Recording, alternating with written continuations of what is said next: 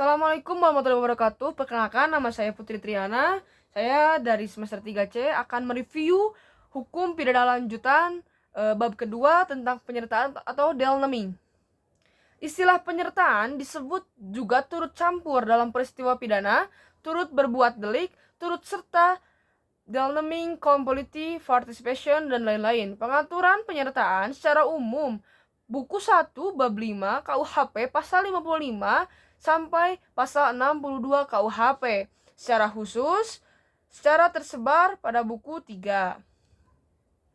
Pengertian penyertaan. Penyertaan adalah apabila suatu tindak pidana terlihat lebih dari satu orang atau beberapa orang melibatkan diri dalam satu tindak pidana.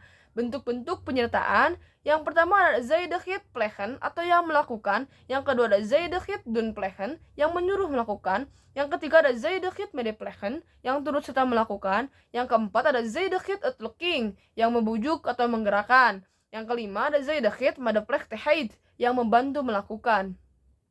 Penggolongan penyertaan yang pertama menurut KUHP, 1. Golongan pelaku. Bentuk 1 sampai bentuk 4 yaitu bukan pelaku tindak pidana, tetapi pertanggungjawabannya pidananya disamakan dengan pelaku. Yang kedua, golongan pembantu. Bentuk 5 yaitu diatur dalam pasal 56 dan pasal 57 KUHP. Menurut doktrin zelfstandig vormen van delnaming, bentuk penyertaan yang berdiri sendiri, artinya pelaku bertanggung jawab sendiri-sendiri atas perbuatannya, yaitu bentuk 1 sampai dengan bentuk 3. Yang kedua ada onzelfstandig vormen van delnaming. Bentuk yang pertanggungjawaban bergantung pada satu sama lain, pada perbuatan peserta lainnya sebagai perbuatan yang dapat dihukum. Selanjutnya, bentuk 1, plegen atau dader, yaitu pelaku yang melakukan tindak pidana. Dalam hal ini dapat dikategorikan sebagai pelaku tunggal atau dapat juga sebagai pelaku jamak. Atas dasar itu ada dua pandangan. Yang pertama ada pandangan yang luas atau ekstensif. Pelaku adalah tiap orang yang menimbulkan akibat yang memenuhi rumusan delik pasal 55 KUHP. Yang kedua pandangan yang sempit atau restriktif. Pelaku adalah orang yang melakukan sendiri perbuatannya sesuai dengan rumusan delik, jadi pelaku dader. Jadi pelaku adalah orang yang melakukan sendiri perbuatan yang memenuhi rumusan delik, tetapi pembuat undang-undang tidak menentukan secara pasti siapa yang jadi pelaku.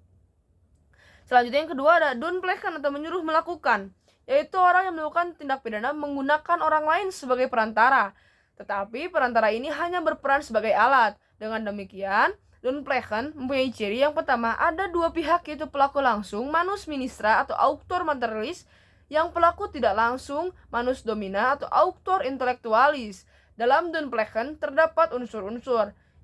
Yang pertama, alat yang dipakai adalah manusia. Yang kedua, alat yang dipakai harus berbuat aktif. Yang ketiga, alat yang dipakai tidak dapat dipertanggungjawabkan atau diminta pertanggungjawaban. Penyebab tidak dapat dimintai pertanggungjawaban pidana terhadap orang yang disuruh adalah karena orang tersebut hanya berperan sebagai alat atau pelaku material. Yang didasarkan pada yang pertama, tidak sempurna pertumbuhan jiwanya. Yang kedua, adanya keadaan yang memaksa, pasal 48. Yang ketiga, adanya perintah jabatan yang tidak sah, pasal 51 ayat 2. Yang keempat, adanya kekeliruan, pemalsuan.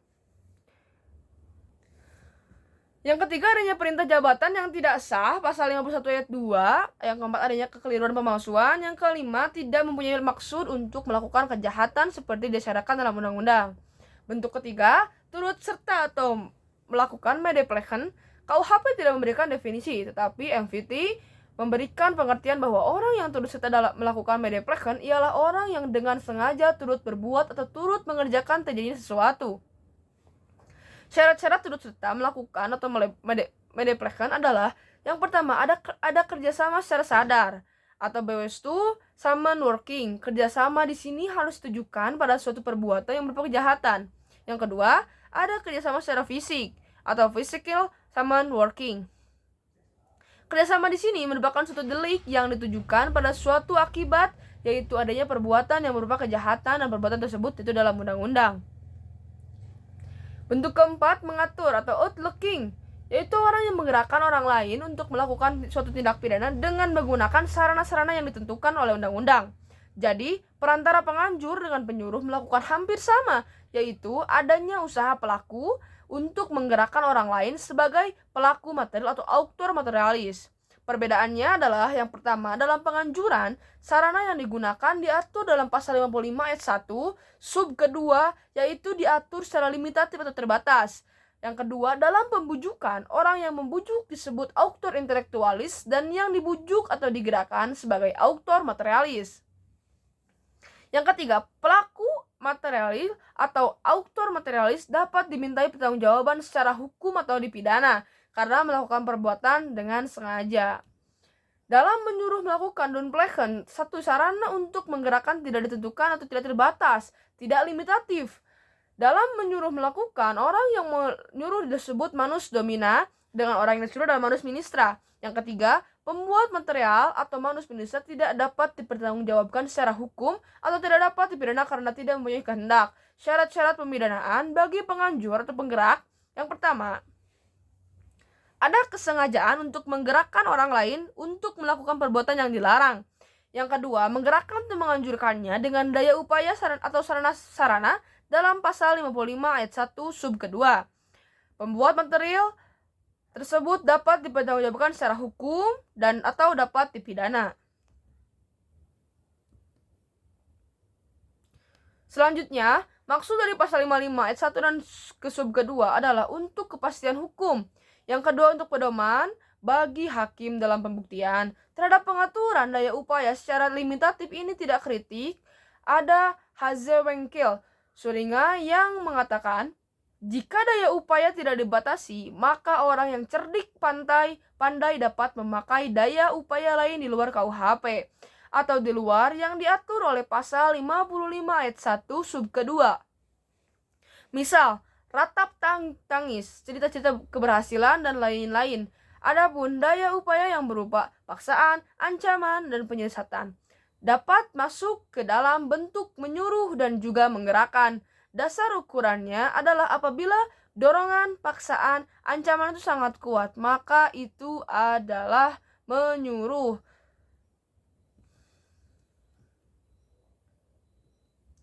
Bentuk kelima, medeplek tehid atau pembantuan. Diatur dalam pasal 56 KUHP ayat ada dua. Bentuk yang pertama ada saat kejahatan dilakukan. Dalam hal ini tidak ditentukan bentuknya secara limitatif dalam undang-undang. Yang kedua, sebelum kejahatan dilakukan. Dalam hal ini, undang-undang memberikan batasan atau limitatif, yaitu berupa memberi kesempatan sarana atau keterangan. Pertanggungjawaban pembantu, KUHP mengatur pidana untuk pembantuan adalah lebih ringan daripada pelaku. Pasal 57 ayat 1 dan ayat 2, yaitu yang pertama, maksimum pidana pokok dikurangi sepertiga. Apabila kejahatan diancam pidana mati atau seumur hidup, maka maksimum pidananya adalah 15 tahun.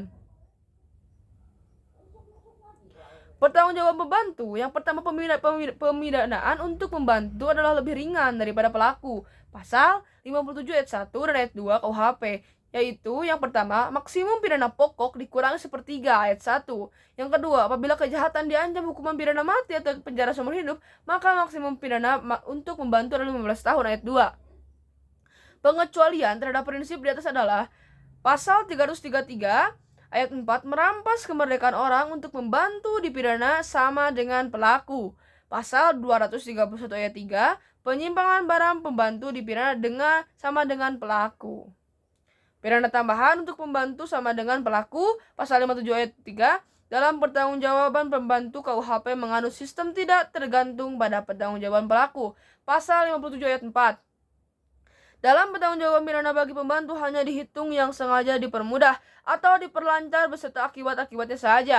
Pasal 58 KUHP mengatur mengenai kualitas pribadi yang dapat menghapuskan, mengurangkan, atau memberatkan pengenaan pidana bagi pelaku tindak pidana. Pasal 58 ayat ini adalah peringatan bagi praktisi. Oleh karena itu ada kritik dari Profesor Mulyatno dan Prof. Umar Seno Aji bahwa untuk pembantu hendaknya diperlakukan sistem fakultatif. Pengenaan sanksi pidananya diserahkan kepada hakim. Sekian review bab 2. Wassalamualaikum warahmatullahi wabarakatuh.